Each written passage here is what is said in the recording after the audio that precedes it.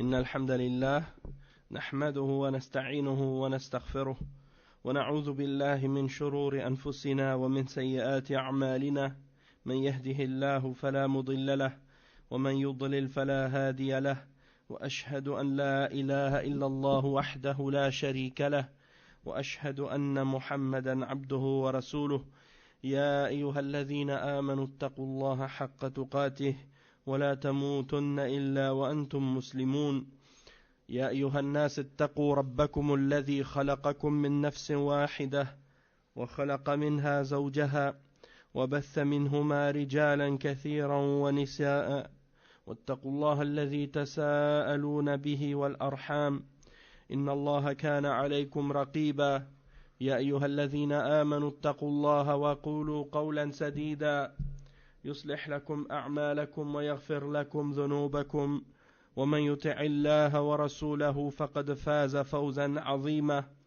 أما بعد إن خير الكلام كلام الله وخير الهدي هدي محمد صلى الله عليه وسلم وإن شر الأمور محدثاتها وكل محدثة بدعة وكل بدعة ضلالة وكل ضلالة في النار أما بعد. Donc on va commencer aujourd'hui le cours numéro 58. Le cours 58 dans l'explication du livre Al-Kaba'ir, écrit par le Cheikh Mohammed ibn Abdul Wahhab, rahimahullah, avec les explications de Cheikh Salih Al-Fawzan, hafizahullah ta'ala. Et donc, dans ce chapitre qu'on va lire aujourd'hui, qui s'intitule Babun ma ja'a fi la'nil muslim. Babun ma ja'a fi la'nil muslim. C'est-à-dire le chapitre au sujet de ce qui a été rapporté dans le Coran et dans la Sunna au sujet de maudire le musulman. De maudire le musulman. La'n, ça veut dire yani, le fait d'invoquer la malédiction ou de maudire quelqu'un. Donc, qu'est-ce qui a été mentionné dans les textes à ce sujet-là? Donc, ça fait partie des kaba'ir. Donc, on va voir qu'est-ce qui a été dit là-dessus. Et le cheikh, il cite premièrement un hadith qui est rapporté par Al-Bukhari et Muslim et qui est vraiment sérieux, très, très, très sévère. Il dit, An Thabit ibn al-Dahhak, radiyallahu anhu, marfu'an, la'na al-mu'minu, la'nu al-mu'mini kaqatlihi. لعن المؤمن كقتله أخرجاه. Donc c'est un hadith rapporté selon Thabit ibn al-Dahhak, et il est rapporté donc il dit radiyallahu anhu que le prophète Muhammad sallallahu alayhi wa sallam a dit de maudire le musulman c'est comme le tuer, c'est comme si tu le tuais, yani subhanallah, maudire un musulman c'est comme le tuer. C'est équivalent à le tuer. Donc c'est grave, comme péché. Et il dit, c'est rapporté par Al-Bukhari et Muslim. Il y a un autre hadith ensuite, il dit, wa lil Bukhari, an Abi Huraira, radiyallahu anhu, annahum darabu rajulan qad shariba al-khamr. فلما انصرف قال بعض القوم أخزاك الله يعني أخزاك الله وقال النبي صلى الله عليه وسلم لا تقولوا هذا لا تعينوا عليه الشيطان. Donc dans ce hadith qui est rapporté par Al-Bukhari, selon Abi Huraira radiyallahu anhu, que des gens ont appliqué la peine sur la personne qui avait bu de l'alcool, un ivrogne, quelqu'un qui buvait toujours de l'alcool, et on a appliqué sur lui la punition pour ce crime. Et c'est un nombre de coups de fouet. Je pense que c'est 40 coups de fouet pour la personne qu'on reprend à chaque fois qui est en état d'ivresse, qui boit de l'alcool. Donc, lorsque on l'amenait au messager d'Allah et que des gens se sont éloignés, certains parmi eux ont dit à la personne qui avait été frappée ou qui avait été fouettée, Akhzak Allah. Et Akhzak Allah, ça veut dire que Allah t'humilie. Que Allah t'humilie, ou bien que Allah te couvre d'ignominie, hein, dans le sens que Allah te rabaisse et t'humilie, te rabaisse et ainsi de suite. Alors le prophète sallallahu alayhi wa sallam a dit, ne dites pas cette parole, ne dites pas cela. N'aidez pas le shaitan contre votre frère, hein, ou bien n'aidez pas, hein, n'aidez pas le shaitan contre lui. Donc, le prophète sallallahu alayhi wa sallam leur a interdit de dire ça. On va lire l'explication maintenant de Cheikh Al-Fawzan au sujet de ces deux hadiths. Le Cheikh il dit تقدم أن اللعن مطلقا كبيرة من كبائر الذنوب سواء لعن الإنسان أو الحيوان أو شيء آخر ولكن لعن المسلم خاصة من أشد الكبائر فالمسلم له حرمة وحق وكرامة عند الله جل وعلا فلا يجوز أن تدعو عليه باللعن وقد علمت معناه وقد علمت معناه فأنت لا ترضى أن يلعنك أحد فكيف تلعن أخاك المسلم. Donc le cheikh il dit, on a déjà expliqué dans les chapitres avant, pas le dernier, l'avant-dernier qu'on a fait au dernier cours, on a expliqué que c'est interdit de maudire de façon générale, que ce soit un être humain ou un animal ou même une chose, un objet. On n'a pas le droit de le maudire. Et que ça fait partie des grands péchés. Hein? Enfin, ça fait partie des kaba'ir. Mais de maudire un musulman en particulier, ça c'est encore plus grave. C'est parmi les plus grands parmi les grands péchés.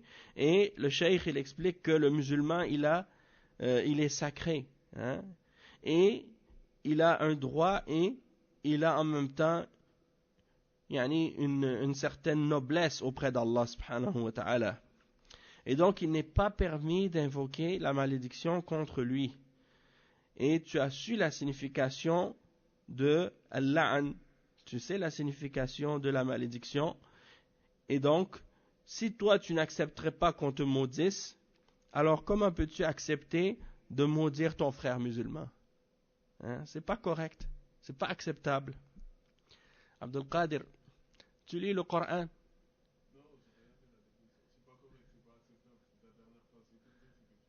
Oui, il faut, et quand quelqu'un fait un cours, il faut se concentrer sur lui. Il faut se concentrer sur ce qu'il explique. Et quand tu veux lire, après quand le dars va être terminé, là tu pourras continuer à lire la traduction du Coran. Parce que qu'est-ce qu'on est en train d'expliquer maintenant? Ça t'aide à comprendre le Coran par la suite. Parce que c'est l'explication des enseignements du Coran et de la Sunna.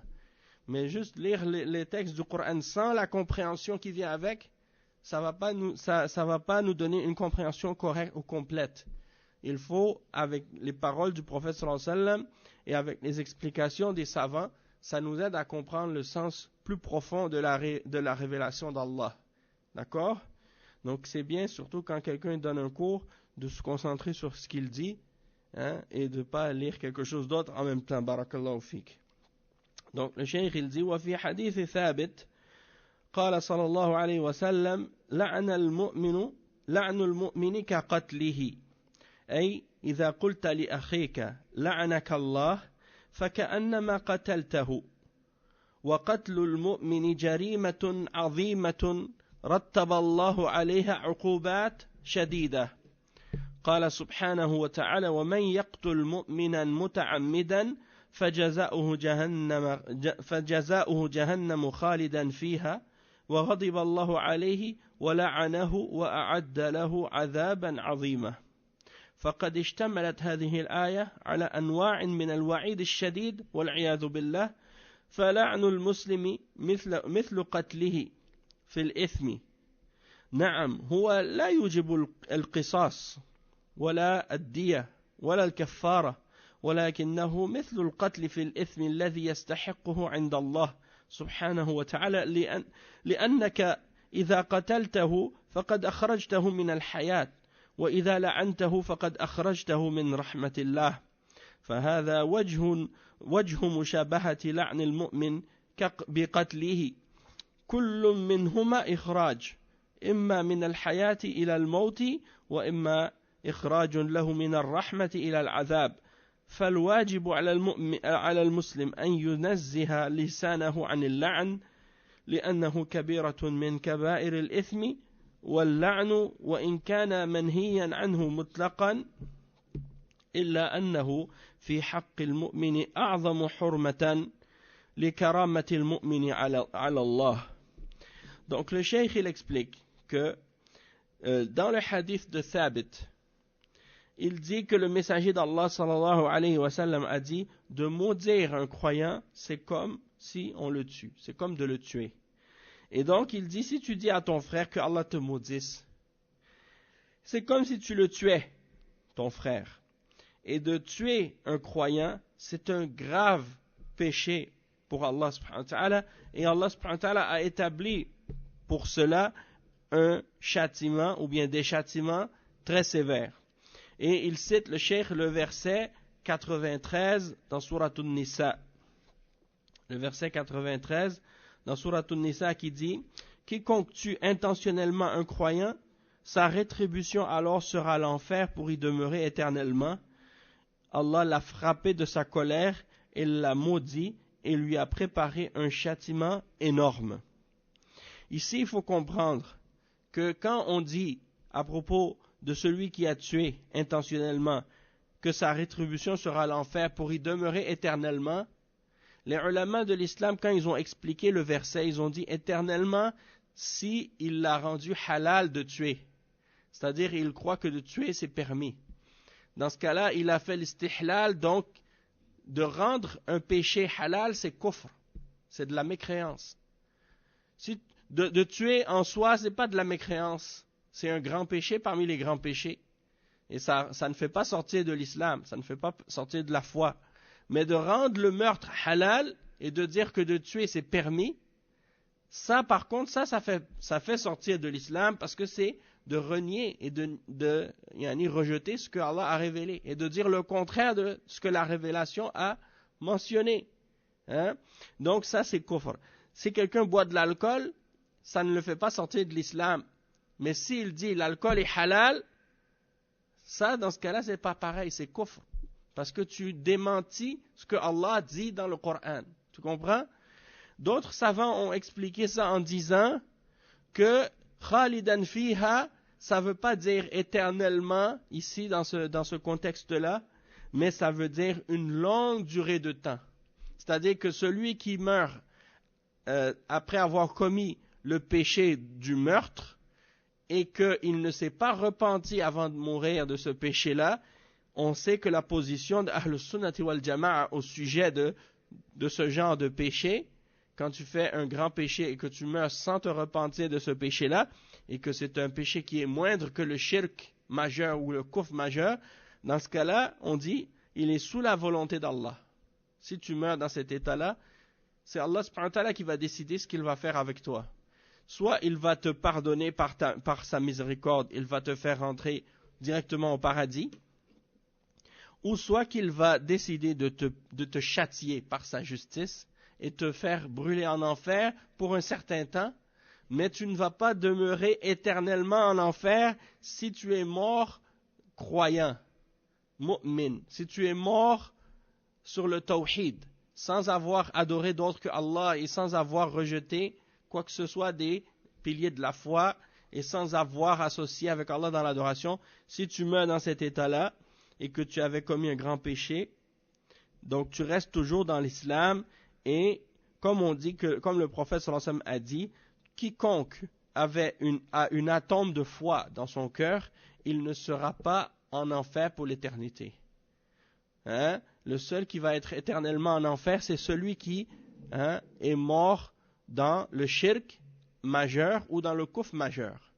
Et ça, c'est un élément très important à comprendre parce que c'est souvent une erreur que les Khawarij ont fait, de croire que quelqu'un qui fait un grand péché, il sort de la foi et il sort de l'islam. Et quand il voit un verset comme ça qui dit que celui qui fait telle chose, il va rester éternellement en enfer, il pense que ça signifie qu'ils sont des kuffars. Mais dans ce contexte ici, on a dit, ça veut dire soit qu'il l'a rendu halal, ou soit que c'est une longue durée de temps, mais pas pour l'éternité. Parce que khalidan, ça peut vouloir dire éternellement, ça peut vouloir dire aussi pour une longue durée de temps. D'accord? Et ça, c'est Cheikh Ibn Uthaymin, rahimahullah, qui l'a expliqué dans son sharh de Al-Aqidatul Wasitiyya, lorsqu'il a expliqué ce verset-là. Khalidina fiha, ça peut vouloir dire éternellement, mais dans d'autres contextes aussi, ça peut vouloir dire une longue durée de temps, une longue période. D'accord? Et il y a un autre verset aussi dans Surat al-Jinn, et c'est un autre exemple de ce genre d'erreur que les Khawarij ont fait lorsqu'ils lisent certains versets. Il y a un verset dans Surat al-Jinn qui dit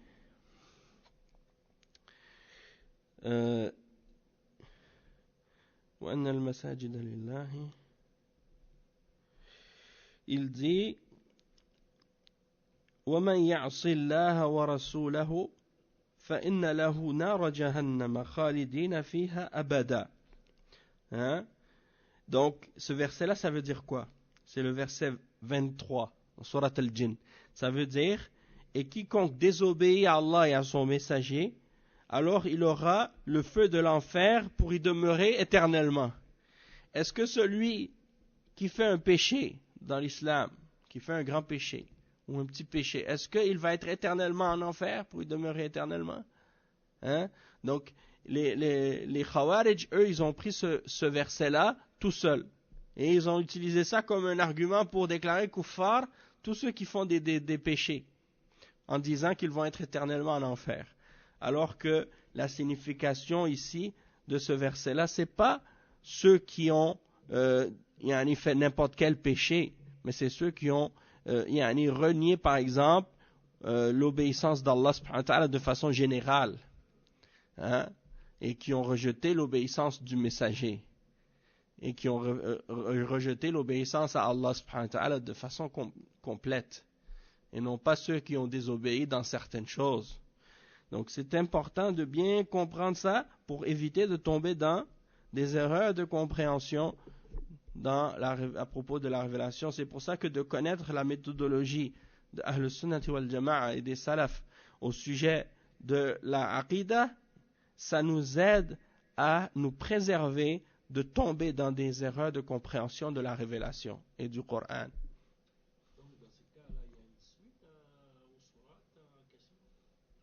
C'est-à-dire que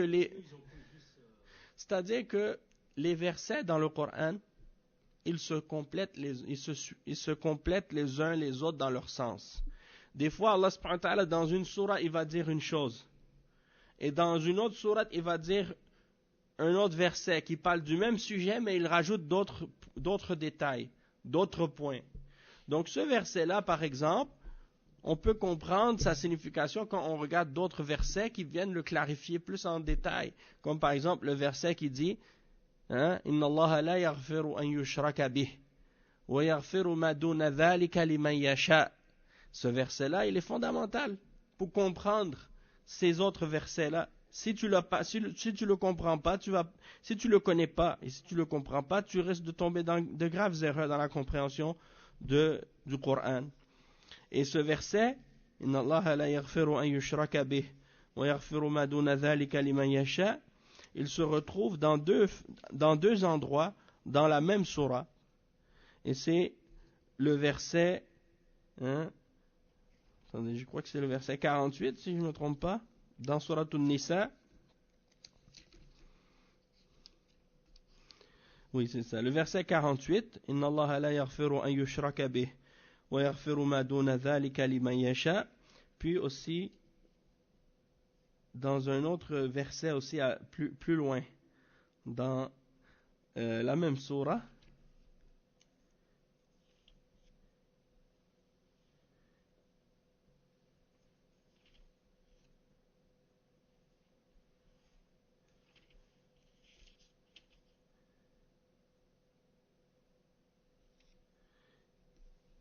C'est un peu plus loin dans les 100 et quelques, un peu plus tard dans la même sourate. Il se répète à deux reprises ce verset-là.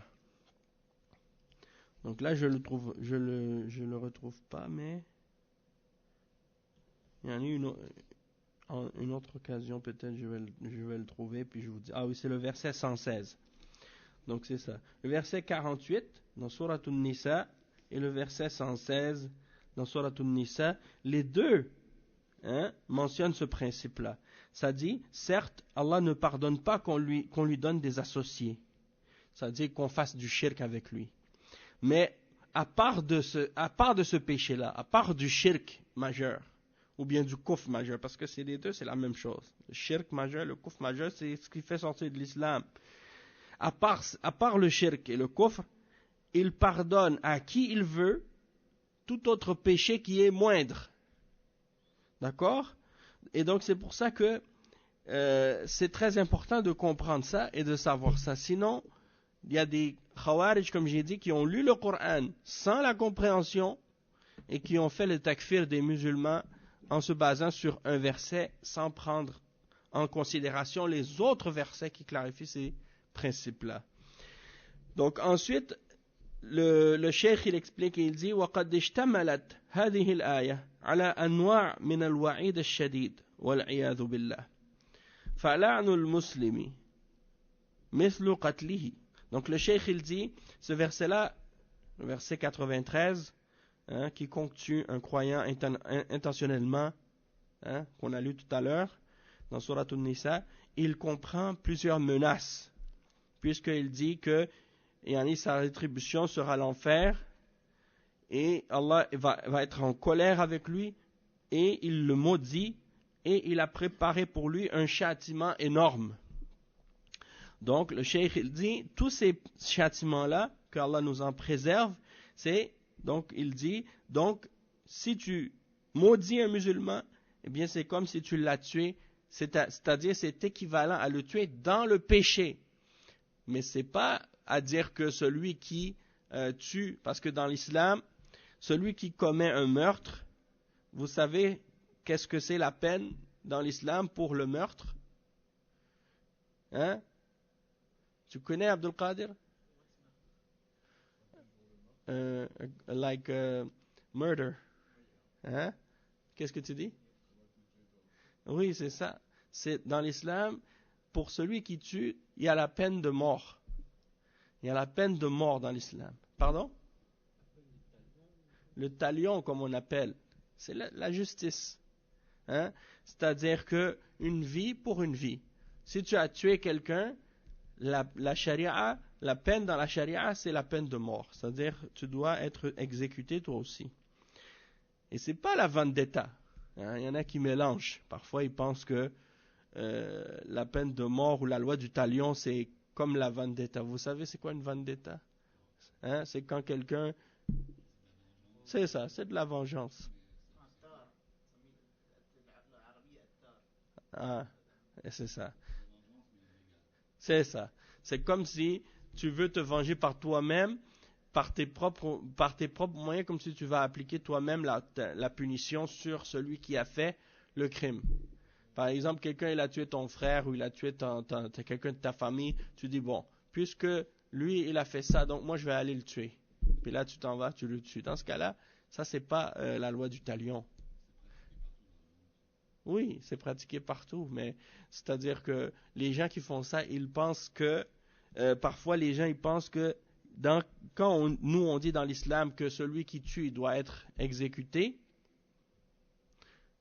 ils pensent qu'on parle de la vendetta, mais c'est pas la même chose.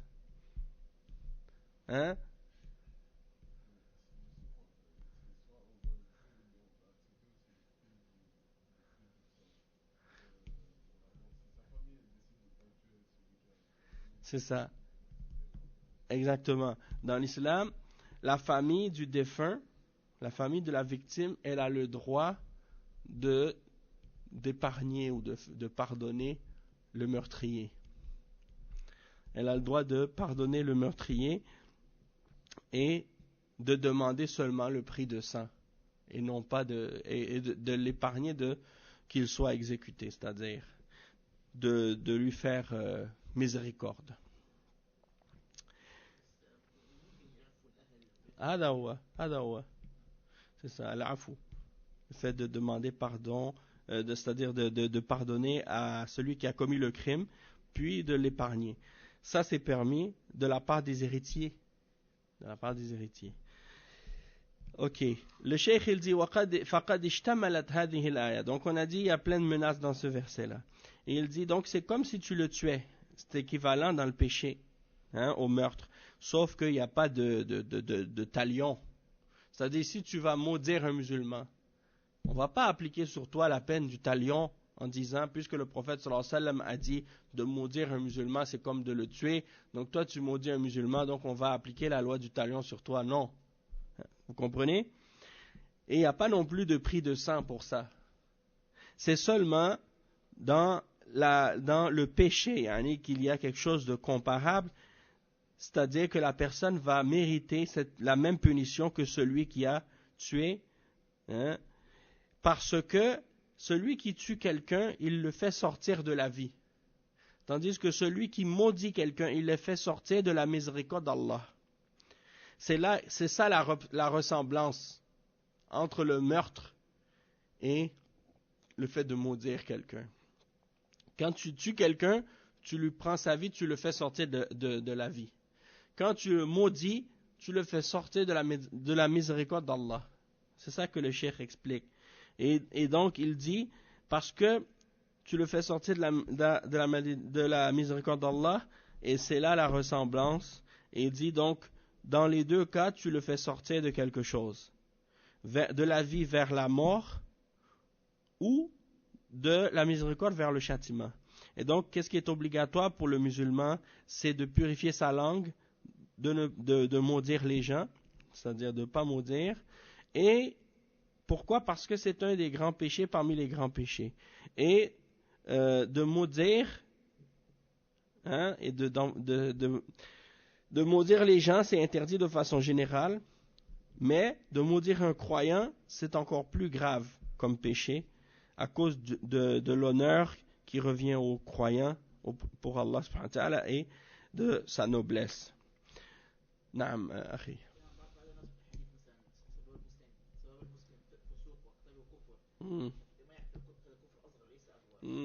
Exactement, barakallahu fik.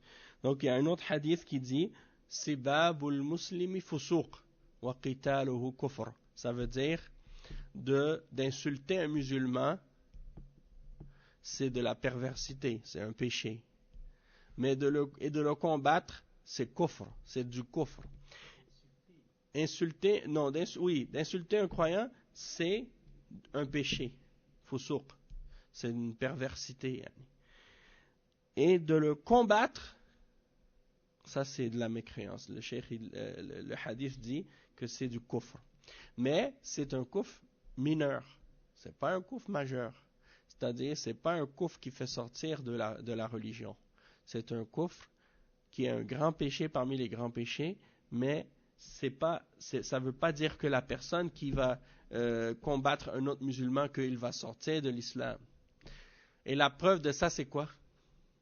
C'est quoi la preuve dans le Coran que celui qui tue un musulman ou qui combat un autre musulman, il ne sort pas de la foi? Oui, barakallahu fik. C'est le verset dans Surat Al-Hujurat qui dit وَإِن طَائِفَتَانِ مِنَ الْمُؤْمِنِينَ اقْتَتَلُوا فَأَصْلِحُوا بَيْنَهُمَا فَإِن بَغَتْ إِحْدَاهُمَا عَلَى الْأُخْرَى فَقَاتِلُوا التي تبغي حتى تفيء إلى أمر الله فإن فاءت فأصلحوا بينهما بالعدل وأقسطوا إن الله يحب المقسطين إنما المؤمنون إخوة فأصلحوا بين أخويكم.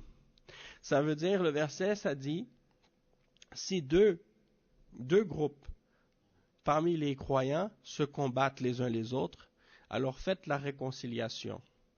Donc ici, Allah il a appelé les deux groupes croyants, malgré qu'ils se combattent l'un l'autre. Il les a appelés des croyants. Et il dit, faites la réconciliation entre les deux.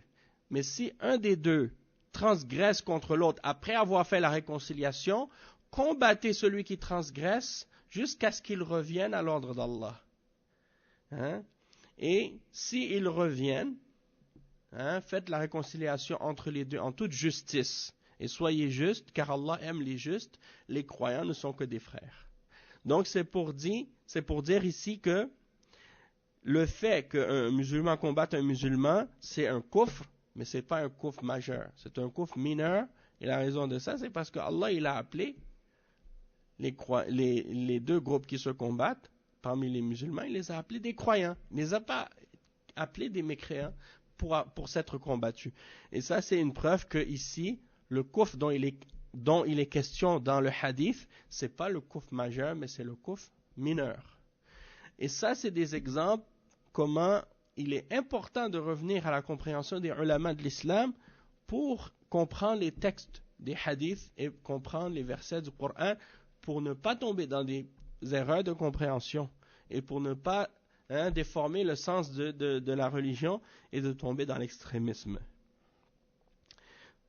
Et le cheikh il dit ensuite وأما حديث أبي هريرة عند البخاري وفيه أنهم ضربوا رجلا قد شرب الخمر فالمسلم ليس معصوما فقد يقع في الذنوب وتغلبه نفسه الأمارة بالسوء والشيطان فقد يقع منه فعل بعض المحرمات وبعض الكبائر كشرب الخمر وهذا لا يخرجه من الإسلام أو الإيمان كما تقول الخوارج بل هو مؤمن ناقص الإيمان يقام عليه الحد تعزيرا له على هذه الجريمة وزجرا له ولغيره من الوقوع فيها لأن شرب الخمر أو شرب المسكر جناية على العقل وقد جاء الإسلام بحماية الضرورات الخمس التي منها حفظ العقل فإذا شرب ما يفسد عقله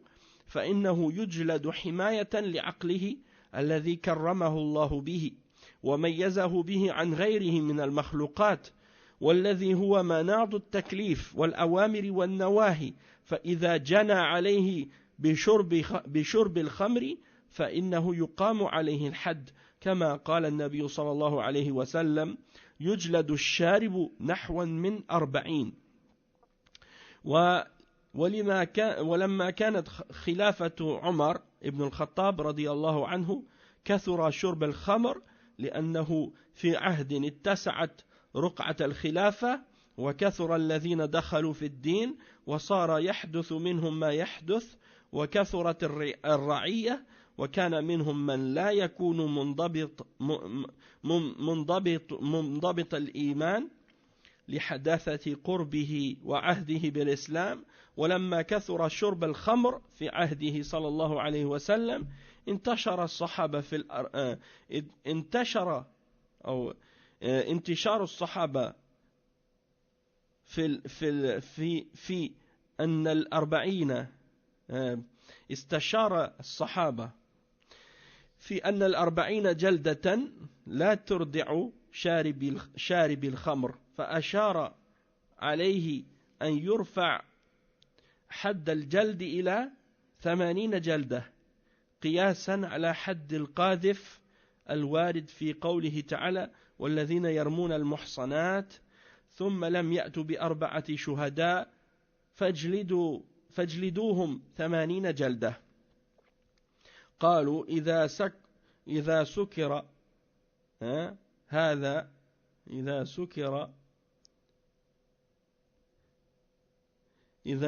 هذا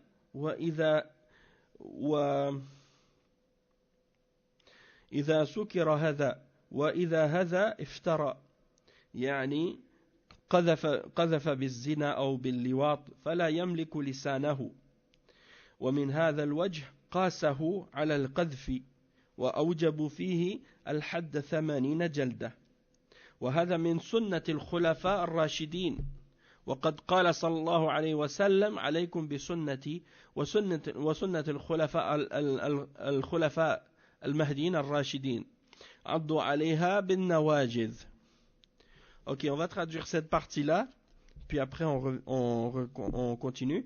Le cheikh il dit que le hadith de Abi Huraira qui est mentionné par la suite, c'est un hadith qui est rapporté par Al-Bukhari, et il dit que les gens avaient l'habitude de frapper ou fouetter la personne qui boit de l'alcool. C'est-à-dire, ça c'est la punition dans l'islam. Parce que dans l'islam, il y a des punitions corporelles pour certains péchés. Hein? Il y a la peine de mort pour certains péchés et il y a des punitions corporelles pour certains péchés. Ça c'est très important, hein, de comprendre ça et d'accepter ça. On ne fait pas comme les kuffars ou comme les munafiqin qui, lorsqu'ils apprennent des choses comme ça de l'islam, ils rejettent, hein, ces aspects-là, puis ils disent « Ah non, ça c'est contraire aux droits de l'homme » ou c'est contraire à je ne sais pas quoi. Non. La religion d'Allah, elle est au-dessus des droits de l'homme, au-dessus de tout. Qu'est-ce que l'homme peut inventer comme droit ou comme règle ou comme... Hein? La parole de l'homme, elle ne peut pas s'objecter ou s'opposer à la parole d'Allah. La parole d'Allah est toujours au-dessus de la parole de peu importe, hein, parmi les hommes. Et la parole du messager aussi. La parole du messager, hein, tout ce que le messager dit, c'est la parole qui lui vient d'Allah. Parce que quand il parle, le messager, quand il parle, c'est Allah qui lui révèle ces paroles-là. Hein, Allah il dit dans le Coran, وَمَا يَنْتِقُ عَنِ الْهَوَى إِنْ هُوَ إِلَّا وَحْيٌ يُوحَى. C'est-à-dire, il ne parle pas selon la passion. C'est une révélation qui lui est révélée. Donc, quand le prophète Muhammad sallallahu alayhi wa sallam, il dit des choses, c'est pas de lui-même qu'il parle, c'est Allah qui lui révèle ces choses-là. Et donc, le croyant, il doit accepter tout ce que le prophète Muhammad sallallahu alayhi wa sallam enseigne et tout ce qu'il dit, parce que ça vient d'Allah. Que ce soit des choses de la religion, de la croyance, ou des choses qui sont reliées aux règles ou aux lois de la vie, on doit accepter tout ce qu'il nous a enseigné. Et on ne peut pas mettre la parole de quiconque parmi les hommes au-dessus de la parole du messager d'Allah, sallallahu alayhi wa sallam, peu importe qui il est. D'accord? Et donc, ici, le prophète sallallahu alayhi wa sallam, il a dit, hein, que, comme le cheikh va l'expliquer, la peine à propos de celui qui est trouvé comme en train d'être ivre, donc il doit être puni, et cette punition-là, c'est établi dans la charia. Donc le musulman, c'est sûr qu'il n'est pas infaillible. C'est sûr que le musulman, il va tomber dans certains péchés. Hein? Et parfois, son âme le pousse vers le mal et prend le dessus sur lui. De même que parfois le shaitan prend le dessus sur lui et l'amène à tomber dans certains péchés, dans certains grands péchés, comme le fait de boire de l'alcool par exemple. Mais cela ne le fait pas sortir de l'islam. C'est-à-dire que ça ne veut pas dire que parce que le musulman il va faire un péché, il va boire de l'alcool par exemple, ou il va manger du porc, qu'il devient mécréant. Non. Hein? Tant qu'il reconnaît que ça c'est haram, et qu'il a commis un péché, il est toujours dans l'islam. Sauf que sa foi elle est plus faible que celui qui obéit à Allah, et qui ne fait pas ces péchés-là. Sa foi est plus faible par rapport aux croyants qui s'écartent de ces péchés-là. Et il y a une peine qui est prescrite par la charia pour ce genre de crime et pour ce genre de péché-là. Et la raison de cette peine dans la charia, c'est pour abus préventif. Ok? C'est abus préventif. Puis aussi, c'est abus dans le but de faire en sorte que la personne en question, elle ne va pas le refaire. Et ça va faire en sorte également que les autres personnes qui vont voir cette punition-là être appliquée, quand ils vont le voir, ça va les dissuader de le faire eux aussi. Donc c'est un but dissuasif et un but préventif aussi, hein, cette punition-là. Et ça, c'est pas quelque chose, hein, que, par exemple, on a le choix d'accepter ou de ne pas accepter. Ça, c'est quelque chose, tous les musulmans sur la terre, sans exception, ils sont obligés dans l'islam de croire en ça et de l'accepter. Parce que ça fait partie de la charia de l'islam. Et la charia de l'islam, ça vient d'Allah, ça vient du Coran, ça vient de la Sunna. Et on est donc obligé de l'accepter et d'y croire. Sinon, on n'est pas un croyant. Hein? Et donc, le cheikh, il explique et il dit que quand on va établir ces peines, eh bien, ça va faire en sorte que la personne va s'en écarter. Et la raison de ça, c'est parce que la personne, quand elle a bu de l'alcool, elle a commis un crime contre sa raison, contre sa conscience, contre sa logique. Hein, pourquoi? Parce que le fait de boire de l'alcool, ça enlève cette conscience-là qui t'empêche de faire des péchés, de faire du mal parfois. Quand quelqu'un, il est pas ivre, il a toute sa raison, il se retient. Hein? Il va s'abstenir de faire des choses qui sont honteuses, ou bien qui sont laides, ou bien qui sont bêtes. Tandis que quand il va être en état d'ivresse, ou quand il va être ivre, il va boire de l'alcool, il perd il perd cette inhibition qui le retient de faire certains actes ou de dire certaines paroles. Il va être moins timide, moins gêné de faire ce qui est mauvais. Et ça, c'est ce que tu vois, par exemple, des fois, quand quelqu'un il est timide, parmi les koufars entre eux, quand quelqu'un il a de la timidité ou qu'il est gêné, ils vont lui dire « Prends un peu d'alcool, tu vas être plus relax, tu vas être moins timide. » Et là, quand il boit de l'alcool, les choses qu'il ne faisait pas d'habitude, qu'il avait honte de faire, là, tout d'un coup, il n'en a plus de honte, il n'en a plus de gêne. Pourquoi? Parce que l'alcool a détruit ça en lui. Et ça lui permet par la suite de faire des choses qu'il n'aurait jamais fait en temps normal, qui sont des choses honteuses. Donc ça, c'est la raison pour laquelle beaucoup de gens boivent de l'alcool, pour justement ne plus avoir leur conscience qui leur dit que qu'est-ce qu'ils font, c'est pas correct. Allah al-Musta'an. Tandis que Allah subhanahu wa ta'ala, lui, il nous ordonne de garder toujours notre conscience éveillée et toujours notre raison intacte pour qu'elle soit toujours apte à nous guider dans nos jugements pour nous empêcher de faire ce qui est rabaissant ou ce qui est humiliant. Parce que cette raison que Allah nous a donnée et avec laquelle il nous a anoblis, il nous a honorés, et par laquelle également il nous a distingués des autres créatures, parce que c'est cette raison qui nous distingue des animaux, qui nous distingue des autres bêtes, des autres créatures. Donc si toi, tu as cette raison, puis tu prends de l'alcool pour te l'enlever à toi-même, donc ça veut dire que tu n'as pas respecté cette raison que Allah t'a donnée. Et on sait que dans l'islam, la raison, c'est quelque chose autour duquel la responsabilité religieuse et la responsabilité dans la vie, elle est basée là-dessus. C'est-à-dire que le prophète sallallahu alayhi wa sallam a mentionné que celui qui n'a pas de raison, qui est fou ou qui a perdu sa logique, qui est devenu, par exemple, déficient intellectuellement, il n'a plus de responsabilité pour ses actes. C'est-à-dire que la plume, elle est relevée pour lui. Les anges n'écrivent plus ses actions, bonnes ou mauvaises. Pourquoi? Parce qu'il n'a plus de raison. Il est devenu fou. Dans ce cas-là, il n'est plus mukallaf. Et les ordres et les interdictions de la charia ne s'appliquent plus à lui parce qu'il n'a plus de raison dans ce cas-là. Donc, la personne qui boit de l'alcool, elle se fait un crime à elle-même en s'enlevant justement cette conscience, cette raison que Allah lui a donnée qui le distingue des animaux et autres. Et le cheikh explique que également l'islam, il est venu pour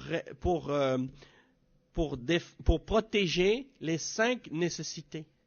Les 5 nécessités, les 5 objectifs. Et vous savez c'est quoi ces 5? Le premier, c'est ça. La première c'est ad-din. Toujours ad-din. Parce que ad-din c'est la priorité dans la vie du musulman. C'est pas obligatoire de mentionner en ordre, mais les ulama ils les classent en ordre parfois pour montrer qu'il y en a qui sont plus importants que d'autres. Et la religion est toujours en premier. Après la raison, après il y a la vie, Hein, la vie, il y a l'honneur et il y a les biens. Hein, la richesse. Donc ces 5 choses-là, c'est les 5 choses que la charia est venue pour protéger. D'accord? Et parmi les moyens pour arriver à protéger notre raison, notre conscience, il y a cette peine de la charia pour celui qui se permet de boire de l'alcool. Et c'est pas seulement l'alcool, hein, aussi les drogues, ça rentre là-dedans. C'est-à-dire ceux qui prennent de la drogue, toutes sortes de drogues, peu importe laquelle. Toute drogue que quelqu'un prend qui va avoir un effet sur son esprit, sur sa raison, eh bien, il n'a pas le droit de le prendre. Marijuana, c'est la même chose. Oui, c'est ça. Ceux qui disent, par exemple, pour la douleur ou des choses comme ça. Déjà, il y a d'autres drogues comme qu'on donne à quelqu'un quand il a de la douleur. Et dans ces cas-là, c'est permis pour je dis pas par exemple la marijuana, mais d'autres drogues qu'ils donnent à quelqu'un parce qu'il a vraiment de la douleur. Hein? Ils vont lui donner de la morphine ou des choses comme ça. À l'hôpital, quand quelqu'un il souffre, il a des douleurs après une opération ou je sais pas quoi, ils lui donnent des drogues pour calmer la douleur. Et ça, ils le donnent parce que c'est pour nécessité, hein, parce que la souffrance est trop grande. Mais en dehors de ça, en dehors de ce contexte-là, c'est pas permis. Hein? Et beaucoup de gens, par exemple, ils prennent de la marijuana, par exemple, ils disent ça c'est médical, alors que c'est pas vrai. C'est juste parce qu'ils prennent ça comme soi-disant pour se distraire ou bien pour s'amuser ou des choses comme ça. Et dans ce cas-là, ça c'est sûr que ça rentre pas dans le cadre de qu'est-ce qui est médical. Hein? Comme ceux qui font le trafic, qui vendent ça, qui consomment ça. Donc tout ça, c'est clair que c'est interdit dans l'islam. Et même qu'il y a des ulama qui ont dit que même la drogue est plus dangereuse que l'alcool. La drogue, c'est même plus dangereux que l'alcool parce que ça peut avoir des effets même sur le cerveau et ça peut avoir des effets aussi sur le comportement et ça détruit la personne et ça brûle les cellules du cerveau. Les cellules du cerveau, c'est des cellules qui ne peuvent pas se régénérer. C'est-à-dire les cellules grises, là, une fois que tu les as perdues, elles vont plus se régénérer. D'accord? Donc il faut faire attention pour les préserver et pas les perdre. Sinon après, hein, tu deviens comme un zombie. Hein. Tu deviens comme un zombie dans la rue.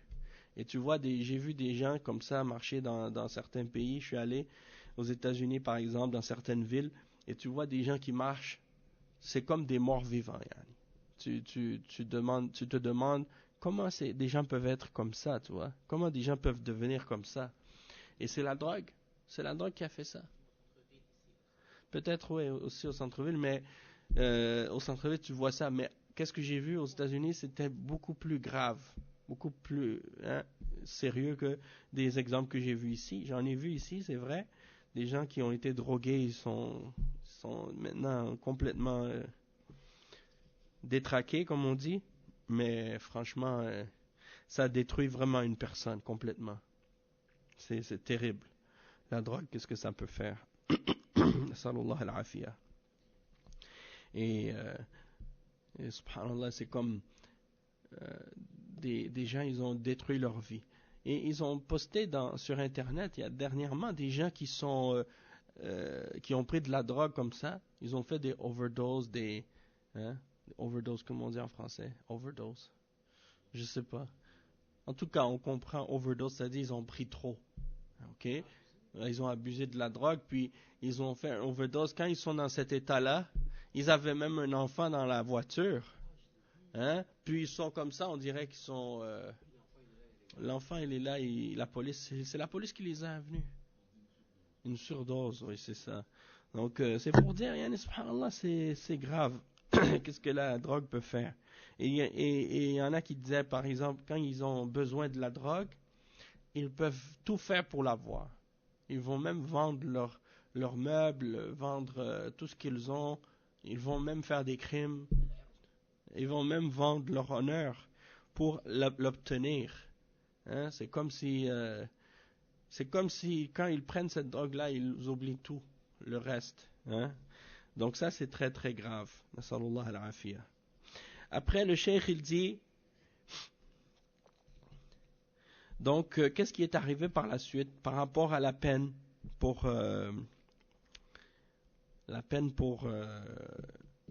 l'alcool? C'est qu'au début, c'était 40 coups de fouet. À l'époque du prophète sallallahu alayhi wa sallam, c'était 40 coups de fouet. Et quand c'était le khilafa de Omar ibn al-Khattab, eh bien, le cheikh, il explique que à ce moment-là, des gens ont commencé à boire de plus en plus de l'alcool et que l'étendue du khilafa, de l'islam, était devenue très vaste. Les territoires des musulmans étaient devenus très vastes. Et donc, beaucoup de gens sont rentrés dans l'islam. Et vous savez, quand les gens rentrent dans l'islam, quand ils sont nouveaux, ils vont pas être aussi bien éduqués dans leur islam que ceux qui ont accepté l'islam avec le prophète Mohammed sallallahu alayhi wa sallam depuis le début. Donc quand ils sont nouveaux dans l'islam, ils ont peut-être encore des restes de leur ignorance pré-islamique et de leur comportement avant l'islam, et peut-être ils ont gardé certaines mauvaises habitudes qu'ils avaient avant l'islam, et donc certains vont par exemple continuer à boire de l'alcool ou des choses de ce genre. Alors, le cheikh, il dit, étant donné qu'il y avait beaucoup de monde, beaucoup de sujets, beaucoup de gens, c'était plus difficile parce qu'il y avait des gens qui n'avaient pas une foi assez solide encore, et ils sont nouveaux dans l'islam, donc ils continuaient à boire de l'alcool. Donc, Omar ibn al-Khattab, il a consulté les compagnons. Il s'est réuni avec les sahaba, puis il a dit, 40 coups de fouet, c'est pas suffisant. C'est-à-dire, c'est plus suffisant maintenant, parce que les gens, ils le font plus maintenant. Donc, pour que ce soit vraiment dissuasif, on va maintenant élever la peine à 80. Oui, ils ont doublé la peine. Et la raison sur quoi, l'argument sur lequel ils se sont basés pour justifier ça, c'est l'analogie qu'ils ont fait avec la punition pour l'accusation d'adultère ou de fornication. Al-Qadf. Okay? Qui est mentionné dans le verset 4 dans Surat An-Nur, dans lequel Allah subhanahu wa ta'ala dit, et ceux qui lancent des accusations contre les femmes chastes et qui n'ont pas produit 4 témoins, alors frappez-les de 80 coups de fouet. Et ils ont dit, pourquoi? Parce que celui qui est ivre, quand il est ivre, il dit n'importe quoi. Il perd la raison. Et quand il perd la raison, il invente des choses. Et parmi les choses qu'il peut inventer, c'est-à-dire d'accuser des gens d'adultère, d'accuser des gens de sodomie et des choses comme ça. Donc, il ne peut plus retenir sa langue. Il peut plus retenir sa langue.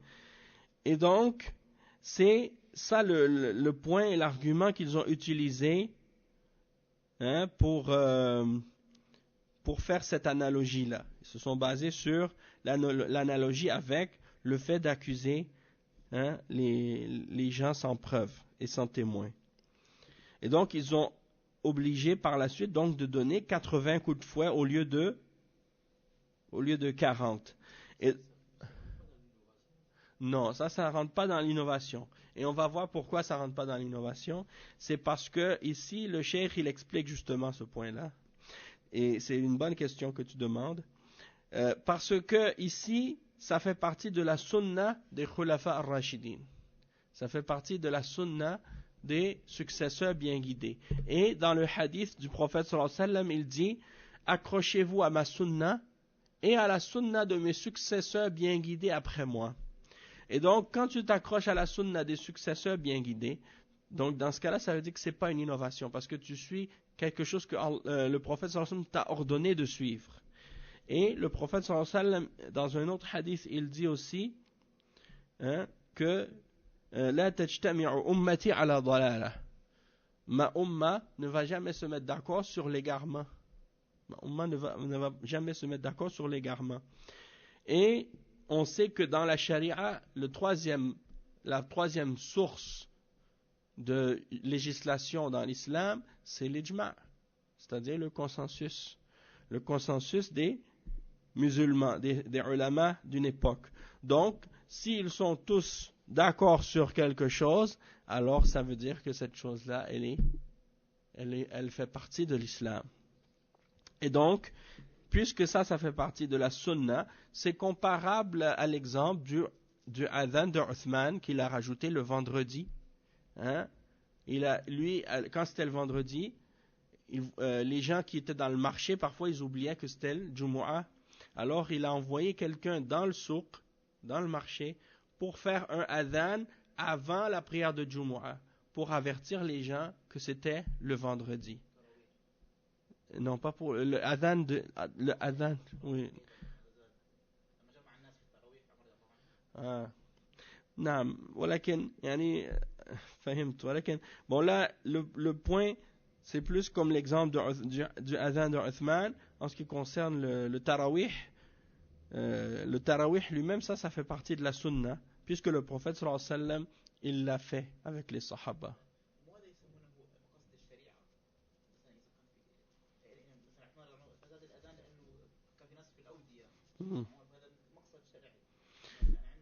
ولكن ليس يعني c'est pas juste ça. Inch'Allah, on va en reparler de ça. Mais c'est du fait que les Sahaba, ils se sont mis tous d'accord pour dire que ça c'était correct. Donc ça fait partie de leur sunnah, dans ce cas-là. Il n'y a pas eu de divergence entre eux. Et le cheikh, il dit وَالشَّاهِدُ مِنَ الْحَدِيثِ الَّذِي سَاقَهُ الْمُصَنِّفُ أَنَّ رَسُولَ اللَّهِ صَلَّى اللَّهُ عَلَيْهِ وَسَلَّمَ جَلَدَهُ فدل هذا على أن شارب الخمر يجلد وأن هذا حد من حدود الله ولما جلدوا هذا الرجل انتهوا وذهب الرجل وقال أحد الحاضرين أخزاك الله وفي رواية اللهم العنه اللهم العنه وقال لهم صلى الله عليه وسلم لا تقولوا هذا لا تعينوا عليه الشيطان لأنه قد يؤثر عليه فيقع في شرب الخمر مرة ثانية فيكون دعاءكم عليه إعانة للشيطان عليه في ارتكاب المعصية وهي شرب الخمر. Donc le cheikh il dit que qu'est-ce qu'on veut tirer du hadith de ce chapitre? C'est le point qu'on est en train de mentionner du fait que le prophète sallallahu alayhi wa sallam il a fouetté cette personne qui a bu de l'alcool. Et ça c'est la preuve que la personne qui boit de l'alcool dans l'islam et qui fait ça et qui est ivre par la suite, il doit être puni. Et cette peine dans la charia de l'islam, c'est qu'il soit fouetté. Et ça fait partie des peines que Allah a légiférées. Et c'est pour ça que lorsqu'ils ont fouetté cet homme et qu'ils ont fini, l'homme est parti. Et un des individus qui était présent, il a dit « Akhzak Allah ». Et dans une autre narration, « Oh Allah, maudis-le ». « Oh Allah, maudis-le ». « Allahumma al'anhu ». Le prophète sallallahu alayhi wa sallam a dit « Ne dites pas cela. N'aidez pas le shaitan contre lui. » Et ça c'est pour dire que il dit que parce que le fait de lui dire ça, c'est comme si tu l'éloignes de la miséricorde d'Allah. Tu demandes à Allah de l'éloigner de sa miséricorde. Et en l'éloignant de sa miséricorde, ça risque de le faire tomber encore plus dans l'alcool, une deuxième fois. Akhzak Allah. Akhzak. Oui, akhzak Allah. Ça vient de al-khizyu. Al-khizyu. Donc, al-khizyu qui est l'humiliation, le fait de rabaisser, d'humilier quelqu'un. Mais dans une autre narration, il a dit « Oh Allah, maudis-le. Allahumma al'anhu ». Donc ici, le cheikh, il a dit que le prophète, sallallahu alayhi wa sallam, il a dit ne dites pas cela, n'aidez pas le shaitan contre lui. Pour pas que votre invocation contre lui soit une aide pour le shaitan, hein, de le faire retomber dans ce péché-là encore une fois, c'est-à-dire de boire de l'alcool. Le cheikh, il dit, en terminant ce chapitre, il dit فَدَلَّ هَذَا عَلَى أَنَّ الْإِنسَانِ إِذَا أُقِيمَ عَلَيْهِ الْحَدِّ فإنه يجب أن لا يتكلم فيه من قبل الآخرين ولا يذم. يكفي أنه أقيم عليه الحد فلا يزاد على الحد بالتوبيخ أو الذم لأنه مؤمن والمؤمن له حرمة. هذه الناحية. والناحية الأخرى أن هذا قد يعين عليه الشيطان فيكابر ويشرب الخمر. ومعلوم أن درء المفاسد مقدم على جلب المصالح، وهذا فيه درء مفسدة في أن لا يغريه الشيطان في أن لا يغريه الشيطان فيجعله يغضب ويحقد على من يسبه أو من سبوه فيقع في الجريمة مرة أخرى مناهضة لهم، وقد يحمله الدعاء عليه على التمادي أو يقنطه من قبول التوبة فكأنهم قد أعانوا على حصول مقصود الشيطان. ولهذا نهى النبي صلى الله عليه وسلم عن لعن المسلم فدل على أن المسلم لا يسب حتى ولو كان فاعلا لكبيرة من كبائر الذنوب، ولكن يستر عليه ويحترم ولا يوبخ ولا يتكلم في عرضه بل يندب الدعاء له بالتوبة والمغفرة. Ça c'est des choses vraiment, des enseignements très importants pour le musulman et un point très important à comprendre. Le cheikh il dit, ça c'est la preuve qu'une fois qu'on a établi la peine sur une personne, eh bien on ne doit pas commencer à parler sur lui, commencer à le blâmer. Une fois que la peine a été établie, hein, on ne doit pas augmenter, hein, par-dessus, mettre d'autres choses par-dessus la peine en question et commencer à le blâmer puis à lui faire des réprimandes. Parce que le croyant, il a son respect. Le croyant, hein, il a son respect et son honneur est sacré. Ça, c'est d'un point de vue. Et d'un autre point de vue, c'est que le fait de le réprimander, de le maudire et de lui dire des insultes, ça va aider le shaitan contre lui à l'enfler d'orgueil, hein, à s'enfler d'orgueil et à peut-être retourner dans le péché de boire de l'alcool, par exemple. Et il y a un principe dans la charia qui est le principe, une règle qui dit dar'ul mafasid muqaddam ala jalb al masalih. Ça veut dire repousser un mal à précédence sur le fait d'obtenir ou de retirer un bien quelconque ou un bienfait quelconque. Donc, si tu dis, bon, je peux retirer un bienfait du fait de le maudire. Sauf qu'il y a un méfait qui risque d'être plus grand que celui-là. Hein? Ou bien même si le méfait et le bienfait, les deux sont à égalité dans les conséquences qu'ils peuvent avoir, mais de repousser un méfait à précédence sur le fait de vouloir obtenir un bien. Et donc, ici, le cheikh dit de repousser le méfait d'avoir le shaitan, l'enfoncer encore plus dans son péché, ça, hein, c'est un mal qui est plus grand, hein, et donc, c'est-à-dire de repousser ce mal-là, sa précédence. Parce que ça va faire en sorte que, si tu l'insultes, si tu le maudis, il risque de se mettre en colère, il risque de se fâcher contre celui qui l'a insulté et qui l'a maudit, et donc il risque de s'enfoncer encore plus une deuxième fois dans le péché en question, comme si pour se venger de la personne qui l'a maudit.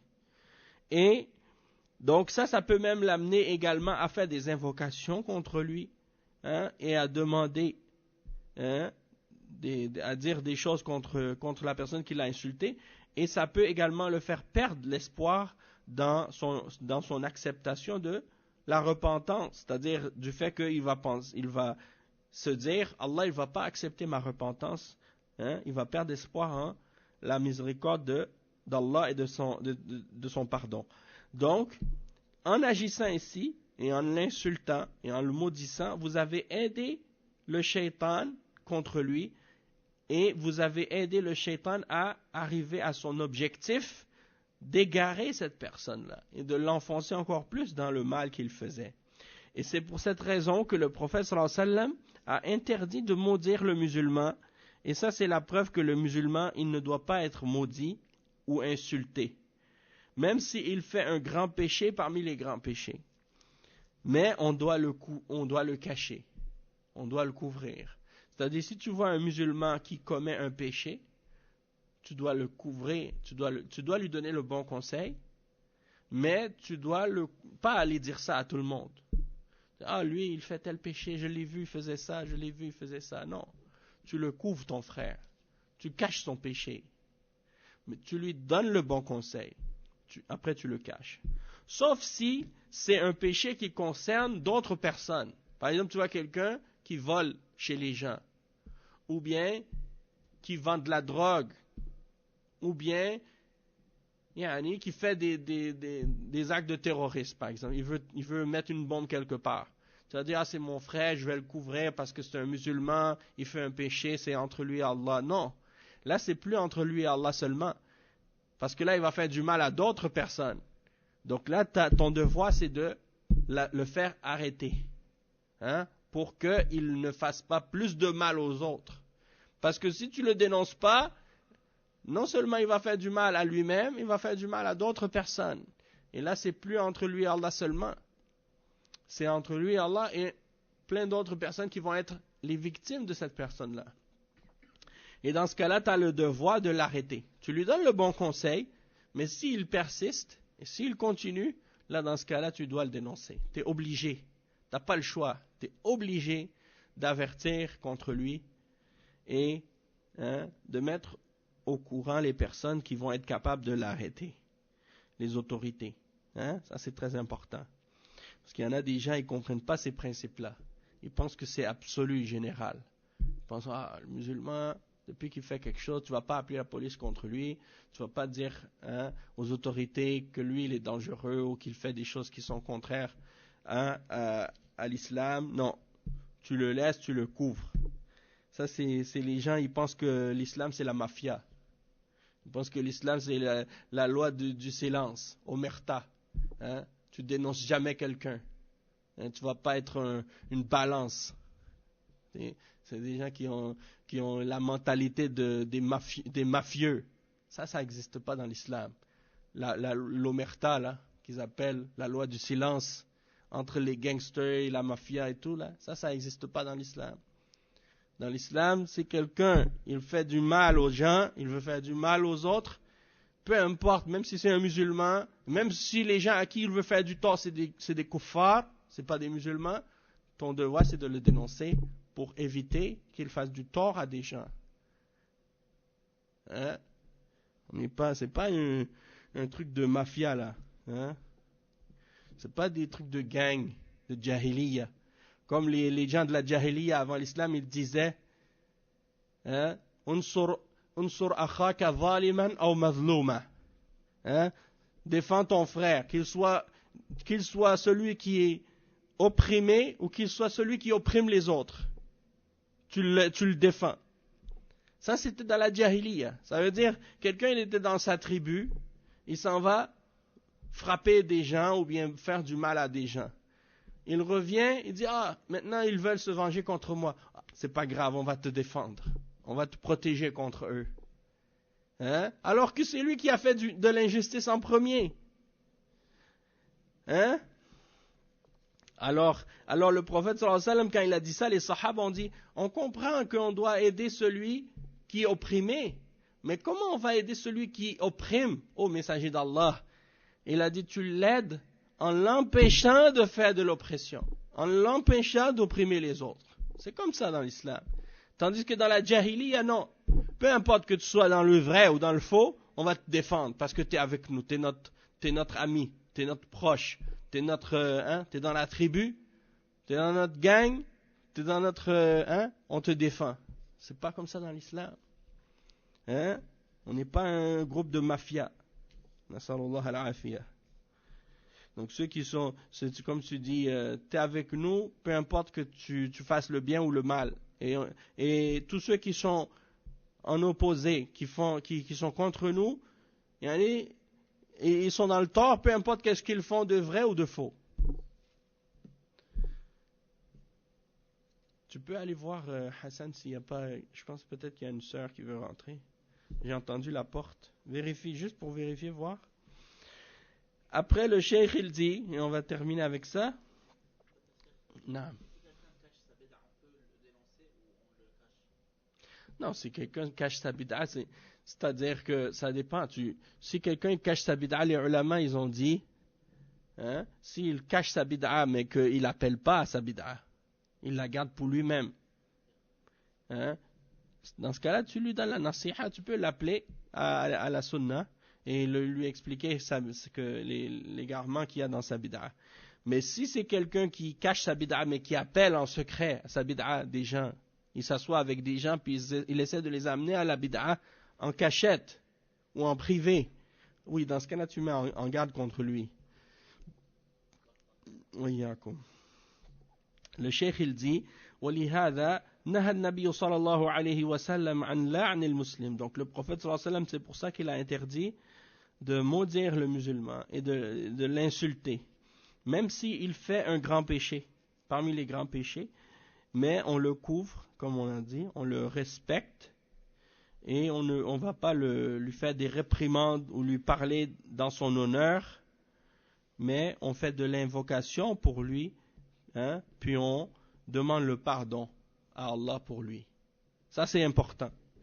Des fois, il y a des musulmans, ils voient des femmes, par exemple, qui ne portent pas le hijab, et puis ils commencent à maudire la femme, ils commencent à l'insulter, commencent à lui traiter de nom, ou des choses comme ça. Non, ce n'est pas la façon à agir.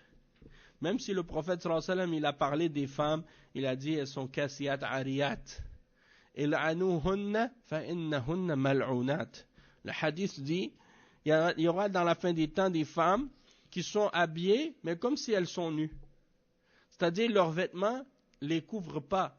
C'est comme si elles se couvrent, mais on voit tout leur corps. Malgré qu'elles portent des vêtements, mais c'est des vêtements qui laissent voir leur forme, qui laissent voir leur forme, leur silhouette et tout. Et le prophète sallallahu alayhi wa sallam a dit, maudissez-les car elles sont maudites. Et il y en a qui prennent ce hadith-là, puis ils voient des femmes par la suite dans la rue qui ne sont pas voilées, des femmes musulmanes ou des femmes non musulmanes, et là ils commencent à les maudire. Et les ulama, ils ont expliqué, non, tu ne peux pas maudire une femme en particulier, ou un homme en particulier, parce qu'il fait un péché. Le prophète sallallahu alayhi wa sallam, il a maudit en général les femmes qui se voilent pas. Mais il n'a pas maudit une femme en particulier de dire, toi t'es maudite. C'est ça la différence. Allah subhanahu wa ta'ala dit dans le Coran, فَلَعْنَةُ عَلَى الْكَافِرِينَ, que la malédiction d'Allah soit sur les mécréants. Les ulama ont dit de façon générale, on a le droit de maudire les mécréants. On a le droit de maudire les kuffars, les mushrikines, les juifs et les chrétiens, les non-croyants, les pécheurs qui font des désobéissances. Mais en particulier, un individu spécifique, non. On n'a pas le droit. Et ça, c'est très important de comprendre ça. Donc, on va s'arrêter ici pour aujourd'hui, pour ce cours, Inch'Allah. Puis, on continuera demain, Inch'Allah. Et on va s'arrêter pour 5 minutes. Et on va reprendre pour l'autre cours, le livre de يعني الجماعة الأمر بلزوم الجماعة إن شاء الله. سبحانك اللهم وبحمدك أشهد أن لا إله إلا أنت استغفرك وأتوب إليك وصلى الله وسلم على نبينا محمد وعلى آله وصحبه أجمعين والسلام عليكم ورحمة الله وبركاته.